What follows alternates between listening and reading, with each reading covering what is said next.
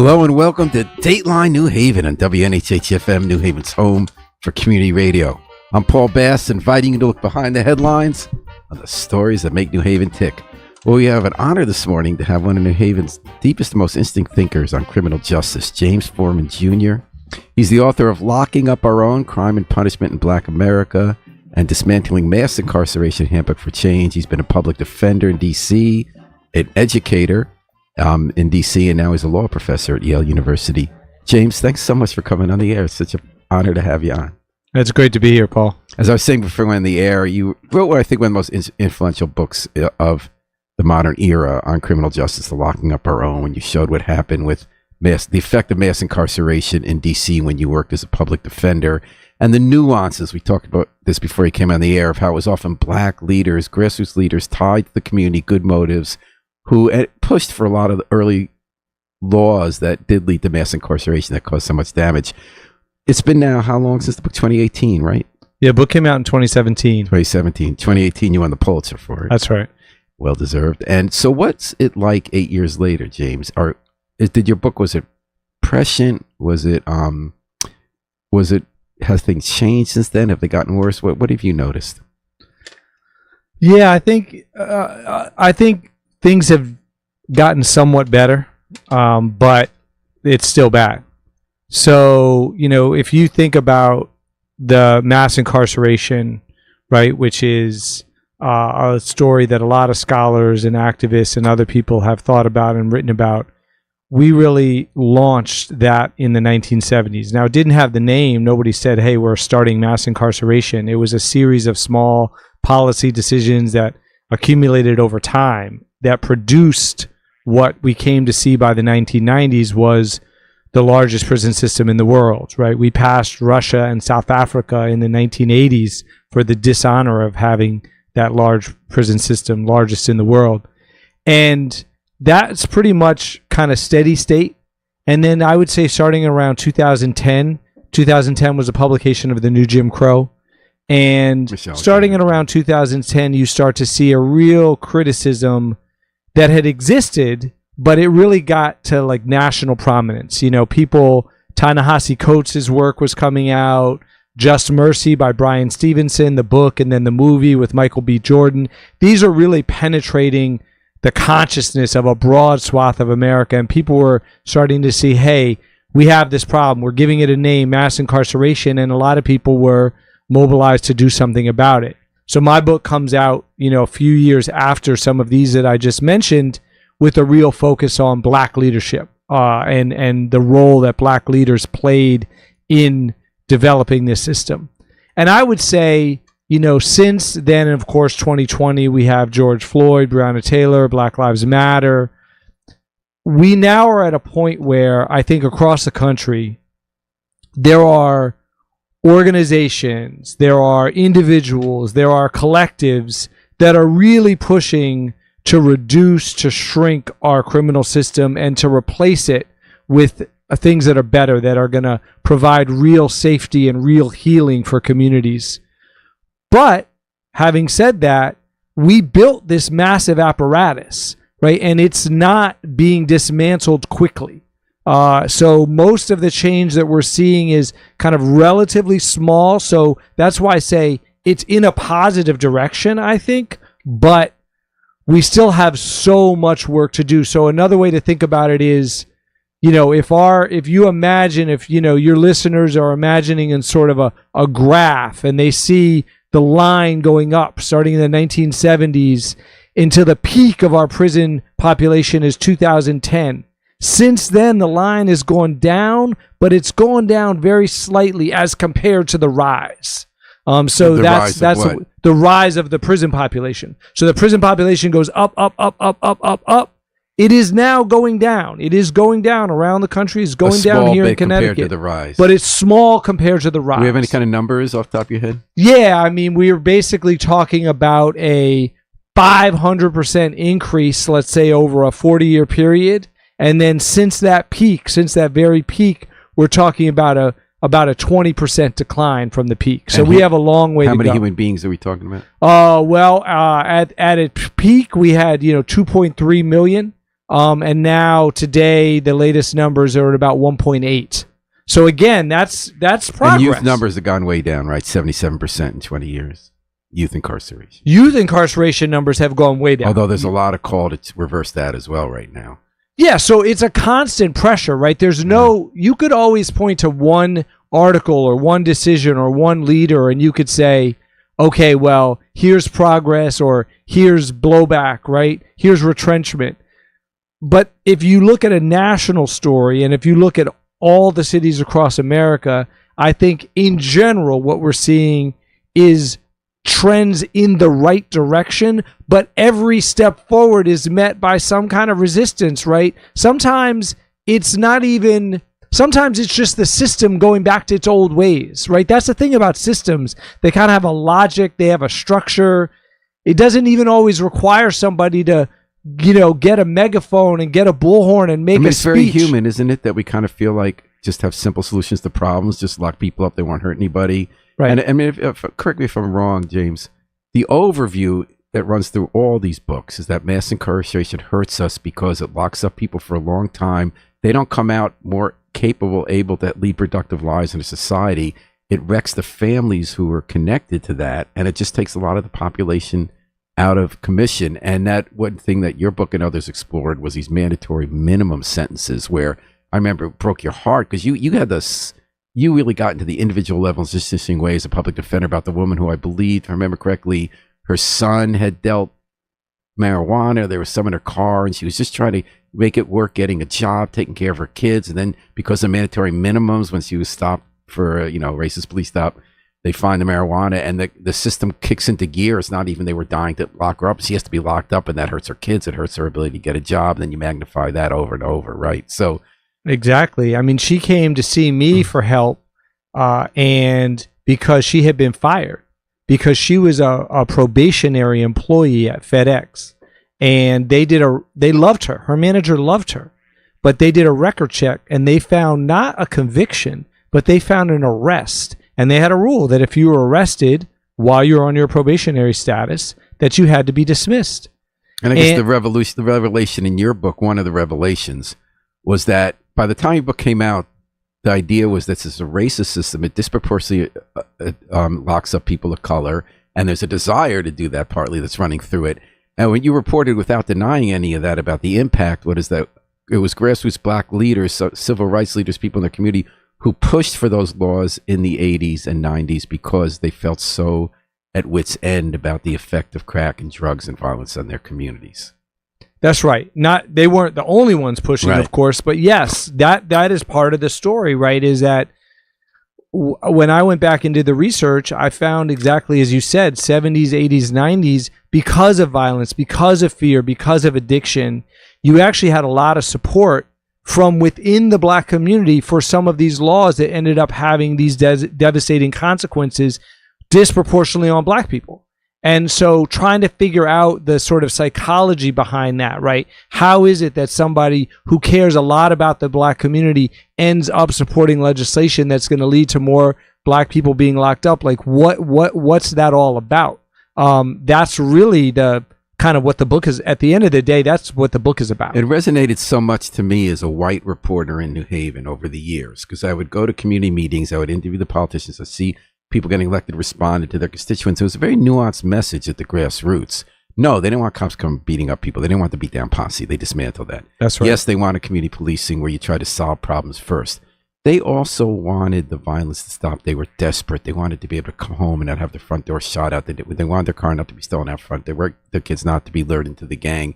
And I do think there were demands from the grassroots, from the same people who didn't want violent policing, who wanted community policing. They also wanted relief. And I think that in a democracy, the people working to represent them, so that, like the white council people on DC in your book, who were concerned about the impact of locking people up and found themselves opposing the genuine representatives of the black community who wanted these mandatory minimum sentencing laws and tougher police action. Similarly, I saw in New Haven, and I do to this day, how complicated that message is coming from the grassroots, that if you're going to have a democracy and you're going to represent the people and get elected, you're going to push for tougher policing sometimes, even if that policing is counterproductive in the long run to your community. I'm not sure we're past that. We're not. And I don't blame anyone. Here's the thing, Paul. People want to be safe. People want to feel safe in their home. They want to feel safe on their street. They want to know that their kids can go to school and play in the park after school and be safe. And when that is threatened, right, that is a first order priority for people. And they want a response that is right away, that is immediate. And the thing that we have to offer, right, in this country currently for that is policing, and then it's prosecution, and at the back end it's prison. And so people are going to push for that, and they're going to demand for that when that's what's available. The work that those of us who want to shrink the system, like the work that is incumbent upon us, is to develop alternatives, both short-term and long-term, so that we can say to people, we're going to meet your need for safety. We have something that we can offer to you that is better than police and prosecution and prisons. And you're starting to see that in lots of pockets around the country, right? Even here in New Haven, where you have crisis responders that go out. And because a lot of times, you know, people, they see someone that's an addict on the corner. They seem strung out. They're acting like a little weird, like it's a little bit scary, and they don't know what to do. Right now, historically, we've always sent a police officer to go deal with that person. But that person might be in mental health crisis. They might be in addiction. They might be homeless. They don't need a police officer. And the police, for the most part, don't want to take that call. They don't want to be focused on that. But until we build up something else, until we build up crisis responders who can go out there as social workers, as mental health counselors, we're going to keep sending the police. So that's just an example of how we have to build the alternative, so then the person can feel not just as safe, even safer, because now they've made a call to somebody who can actually help. Because what's the police officer going to do in that situation? All they can really do is lock the person up. They're going to be back in a day or two later, so that's not helping.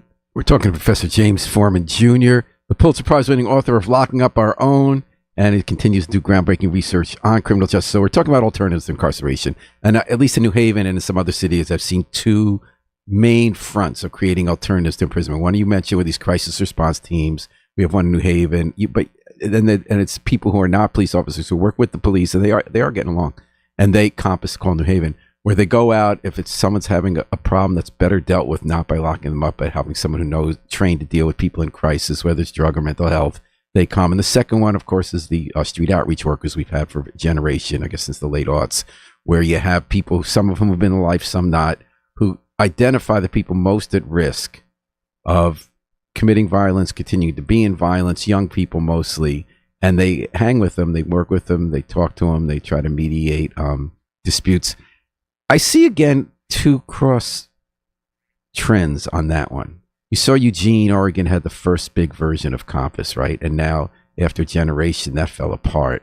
So I think the whole process in New Haven since 1990 of doing community policing is like a revolution that needs to be reinvented all the time based on new methods, like the way we have massive video now. What's that going to mean for how we solve crimes, and how you need to have people who started with a vision of alternative incarceration.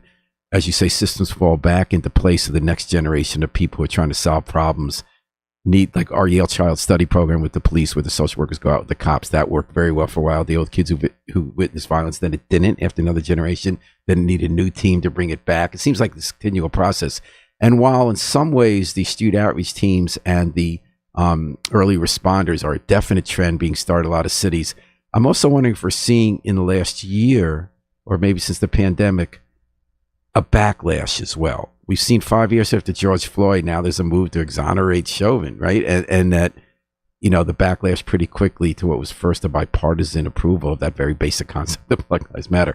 Are you seeing the backlash I think I might be seeing or misinterpreting from the news, that at the same time that people who seriously deal with the problem across the ideological spectrum believe deeply in alternative incarceration with the student outreach teams and the early responders, but that there's also this backlash of going back to simple sounding solutions to problems, quote unquote, empowering the police, being tough on crime? Are you seeing any of that? I mean, I certainly think if you look at the federal level, yes. Right. And so, I mean, but at the federal level, I mean, with the Trump administration, we're talking backlash on everything. Right. I mean, this is another topic, but it's related. when I was in college, my main political activism was on trying to end apartheid and divestment movement. Oh my God! Right? Last week was a tough one. And now we have the president who wants to shut the doors to the country except for one group, Afrikaners. Afrikaners, white South Africans who have been in a position of privilege, right, for generations. And so these are the one group of people that we say can come into this country like with a red carpet, and meanwhile everyone else we're shutting out. I mean, so this is like backlash upon backlash. And so, yeah, sure, right? Everything out of President Trump's mouth in some way, shape, or form is going to be some form of backlash. But I don't think we should let that so occupy our mental space that we forget that at a community level, at a grassroots level, there is still so much change and transformation in a positive direction that people are pushing for. I mean, these things that you just described, that we talked about, the street outreach and the crisis prevention, restorative justice, which we could talk about, those sorts of programs, right, where when someone has committed harm and somebody has been harmed, they can come together in a kind of a dialogue, and the person who committed the harm can apologize and then can take steps to show that that apology is real and sincere.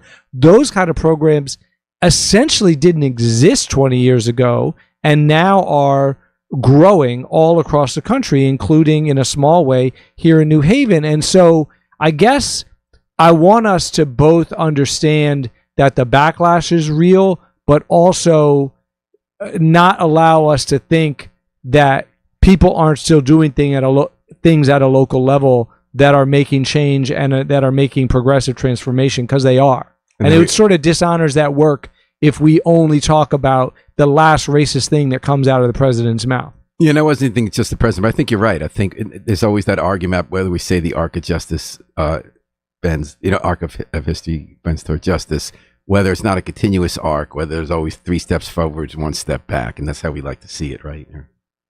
Yeah, exactly. And I mean, look, I grew up. My parents are interracial couple. So my dad is black, my mom is white. They met in the 1960s in SNCC, the Student Nonviolent Coordinating Committee. They met at a time when a marriage like theirs, a union like theirs, was illegal in many states in this country. Right? My dad grew up in de jure Jim Crow in Mississippi and de facto Jim Crow in Chicago. Right? As a black man as a child had to cross the street in Mississippi when he saw a white family coming down the street. Wow. because of fear, right? That is the world that my father grew up in. And that generation produced the Civil Rights Act, the Voting Rights Act, the Fair Housing Act. They transformed this nation in a way that a black person of my generation has opportunities that were unimaginable when my father was a child. And so when you've grown up like that, then you know that the arc of history or the arc of the moral universe is bending towards justice. But at the same time, you know exactly as you just said, it's not a straight line. For every 3 steps forward, there's maybe not just 1 step back, but 2 steps back.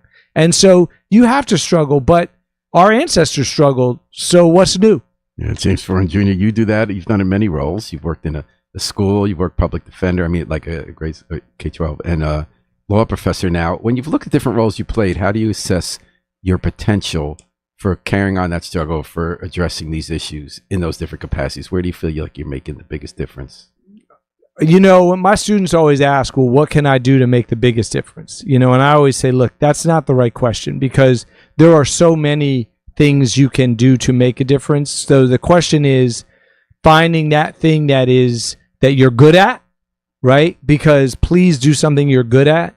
It's finding that thing that gives you joy, that gives you... So that you'll be able to keep amid the pressures and the burnout. Well, yeah. So that you'll want to do it. That's what I always tell people. Correct. And in community with other people. I think it's very hard to do this work alone. So I've been lucky, right? At the public defender's office in Washington, D.C., I was surrounded by a group of people that viewed themselves as civil rights warriors for justice against mass incarceration. Starting an alternative school in Washington, D.C. for kids who are in the juvenile justice system, I was surrounded by educators and social workers and counselors who all viewed themselves as on the front lines of the civil rights movement, education being a core and central civil right. Black people have always needed education in this country to survive and to advance and to thrive. So I was in community as a public defender and as an educator. Now I'm a law professor. My community is my students, right?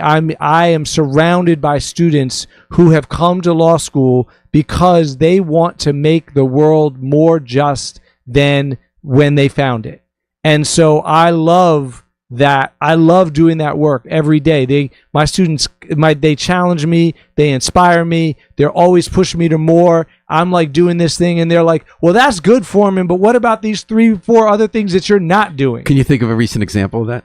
Oh, all the time. Like the Access to Law program, which we have time, we can talk a little bit I was about. going to ask you about that next. That's but yeah, so that program is a program for New Haven residents who want to become lawyers, right? And we have fellows. We call our participants fellows. They range anywhere from seniors in college to people that are in their 50s. Mm-hmm. Your very own Babs Rawls-Ivy being a fellow in our program. Thank you for that. Yeah, and she's in law school. So, and is going to be a student at Western New England College of Law this fall.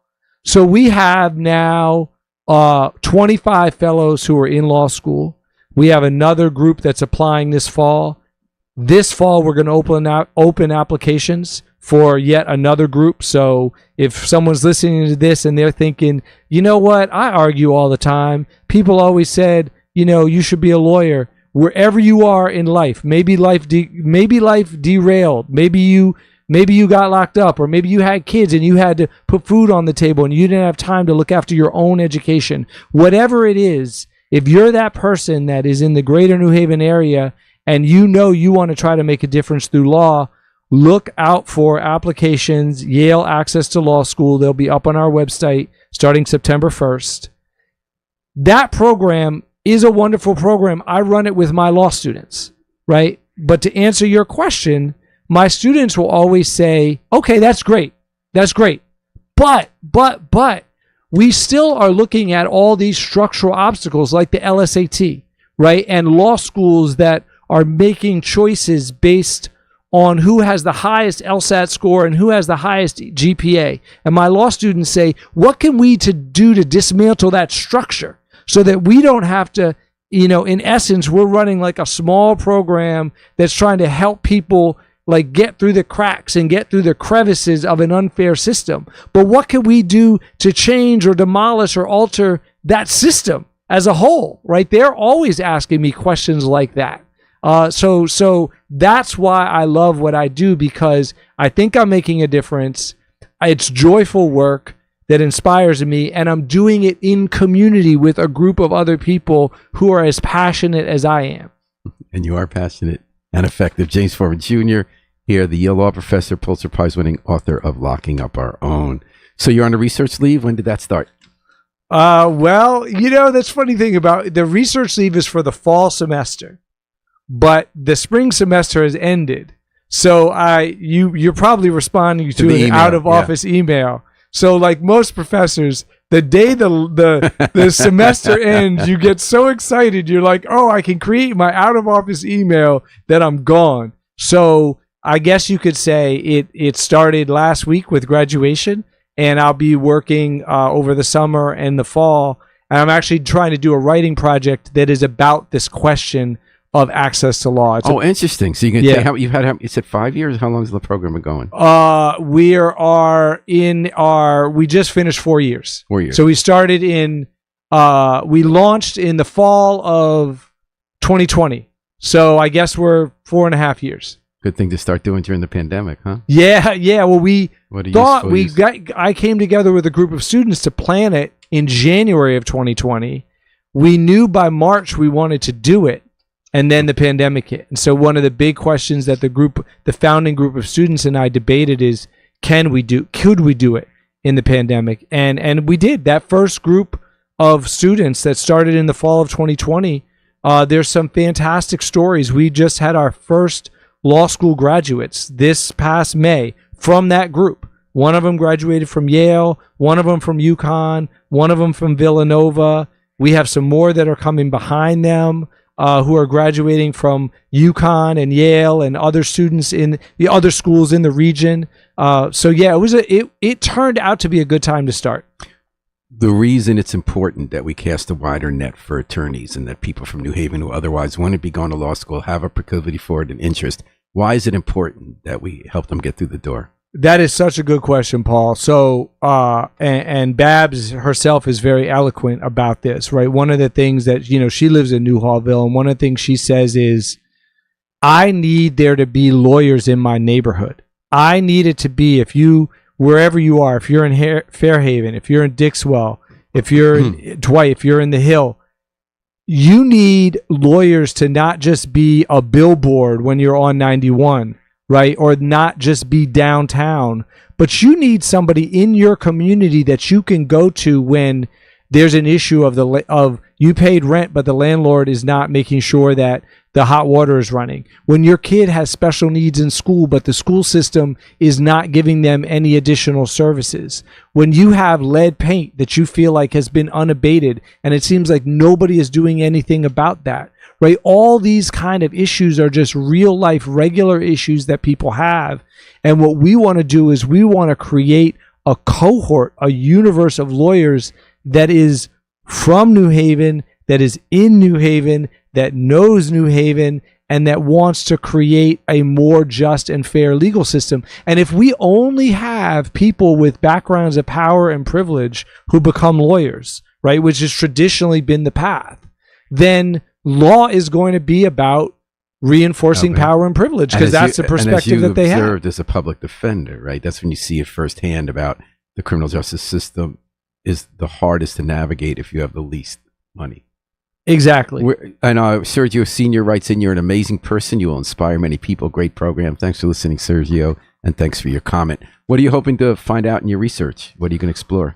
Well, really two things. I want to do a whole bunch of interviews with the fellows who are in our program. Like I said, there's 25 who are in law school already all across the country. And we have fellows in California, in DC, in Chicago. So I want to go and do some in-depth qualitative research to ask them about their experience. What is the transition? What to law school? What has that been like? In what ways did our program prepare them or not? Then I want to look more broadly beyond our program. I want to look at the universe of other programs that sort of loosely call themselves pipeline programs around the country, and try to figure out who's doing what, who's doing well, and how are people responding to this moment that we're in 2025, where the Supreme Court has said you can't take race into consideration, or only in the most limited way, in admissions. And the Trump administration has interpreted that to say you can't have pipeline programs that try to diversify the legal profession on the basis of race. So what's that going to mean for your program?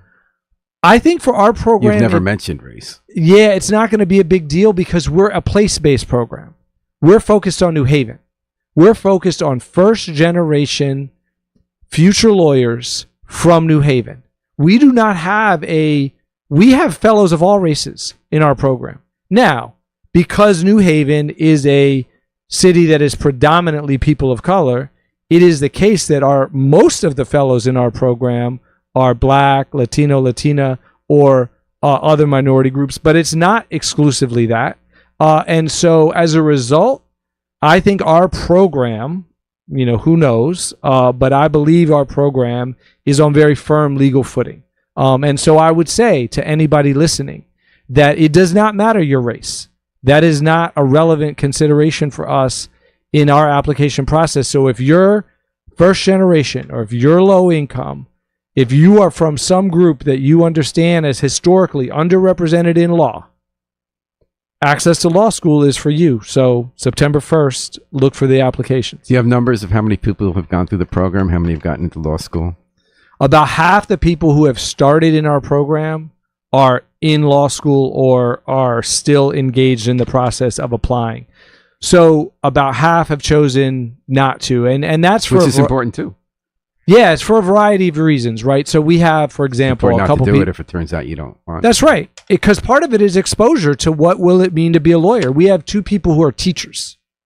They're public school teachers in the greater New Haven area, joined our program, spend some time with us, and they decided to stay in the classroom. I say good for you, right? Yeah. They got some leadership development training. They got some skills development with us, and they're continuing to do God's work in the elementary school classroom in this city. So I view that as a success. How many people total have gone through the program? We probably have about 80. So we probably have about 25. We have 25 in law school. We have another 20 who are in the process of applying, and we have about 35 or 40 who have decided not to go forward. And that's 25 includes the recent graduates. Yeah, we have 3 graduates. Mm-hmm. So we have that's a relatively small number, but we'll have a much bigger number in this next class. We're talking to James Forman Jr. Now, what about, with this assault suddenly on the very essence of civil rights law that was passed to help people of color advance society and redress past wrongs, is now being reinterpreted by the federal government that enforces it to do the opposite, to make sure that nobody is trying to help anyone but white people. And they're taking billions of dollars away from institutions in the name of doing that. How are you feeling about that? What should we do about it? Well, I think there are 3 options. There are more than this, but there are 3 clear pathways available to us. One, if you don't like the current situation and the way the federal government is going, there's basically 3 things you can do. Number 1 is you can protest. There are protests. June 14th is another day where there are going to be protests. I think it's being called No King's Day. All around the country. So getting out in the street, letting people know you do not approve of this direction. You do not, whatever your issue is, whether it's the environment, whether it's immigration, whether it's criminal justice, whether it's civil rights, whether it's education, whether it's these crazy tariffs that are raising taxes on everybody, whatever it is that your issue is, you can get out there and protest. Number 2, so as a lawyer, lawsuits. Lawsuits are proving to be a very effective way. A lot of what this administration is doing is patently illegal, right? And you can either bow down and accept it, or you can go to court. And civil rights organizations all across the country, the clinics at Yale Law School, the clinics at Quinnipiac, at UConn, and civil rights organizations like the ACLU are on the front lines of filing lawsuits to challenge this, and a lot of those lawsuits are winning. And number 3, and fundamentally the most important, is prepare to vote in 2026 and 2028. We can be able to? I believe we will. And we have to be ready to do that. You grew up in a family with a father who risked his life, as did so many others, so that we could vote. I noticed that you, on your email, do mention SNCC, the Student Nonviolent Inquiry Committee. It still exists, huh? What role is that playing now? Well, I'm sorry, I didn't know it was still around. Yeah, so SNCC, what you saw on my email is actually a group that I'm helping to organize. It's called the Descendants of SNCC. So this is anybody who is a child, a grandchild, a niece, a nephew, anyone that traces their roots to SNCC, that has somebody that was a summer volunteer at SNCC or a full-time staff member at SNCC. We started organizing in September. We have 120 members now. So we went from 0 to 120 in 9 months of people that have identified themselves as SNCC descendants. And the reason why I want to create this organization is that I think that we know the impact. We know how SNCC changed America better than anybody because we saw it in our own lives. So I'm on the board of the SNCC Legacy Project. So that's the SNCC Legacy Project is the remaining folks that were themselves active. So these are SNCC veterans. They're now all in their 80s, and they do amazing work to promote educational opportunities about the history of SNCC all across the country. And so what I'm trying to create is come behind that and say, okay, y'all are 80 and you're going to be with us old enough to be president only so long. Yeah, right, exactly. And so what are we doing to come behind you to help preserve that legacy? You know, I listen to you, James. I think about your life. I was thinking if there's somebody who believes protest matters, that protest can work, it sounds like that's you. You believe that protest can have effect. If you come out on the green and you have a sign, is that going to help? Absolutely. Absolutely. It's even better when you tell a friend. So you show up with 2 people and they tell a friend, and now you have 4 people. I mean, this is not like a hope that protest works. We have centuries of evidence that protests work, right? From obviously the Boston Tea Party being one of the first famous protests in American history. But yes, in my lifetime, absolutely. I mean, one of the pictures is on my wall is of my dad being arrested outside of the SNCC office in Atlanta in 1963, protesting segregation in Atlanta. He's surrounded by officers, a number of them black officers, actually. Atlanta was one of the cities to integrate its police force in the South Black relatively officers early. arrested him for protesting segregation? Yeah, but they were ordered to do so. I mean, I'm sure they weren't happy about it, but it was their job. And so,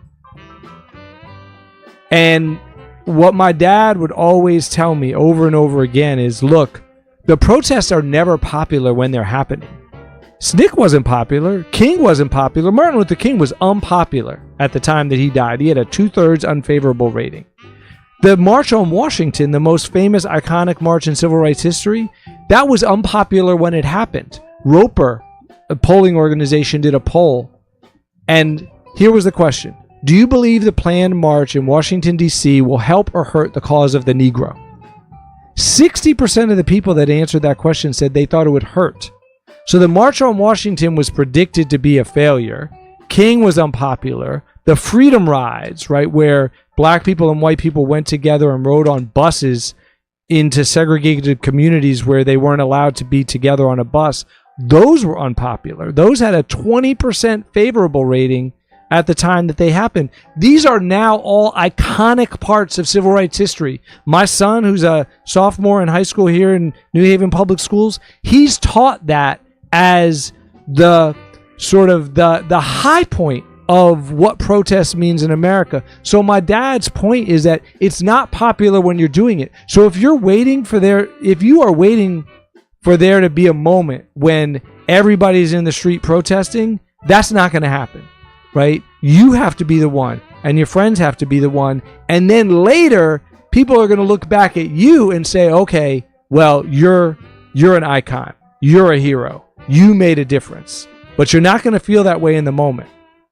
Marco Gates says he's a little skeptical, but other people aren't. Thanks for listening and putting your comments. And I think you're a hero, and that the work you do every day advances us toward more just society, a quest that doesn't end. The work keeps going. Thanks again, Paul. James Forman Jr. Thanks so much for sharing your wisdom with us on Dateline New Haven.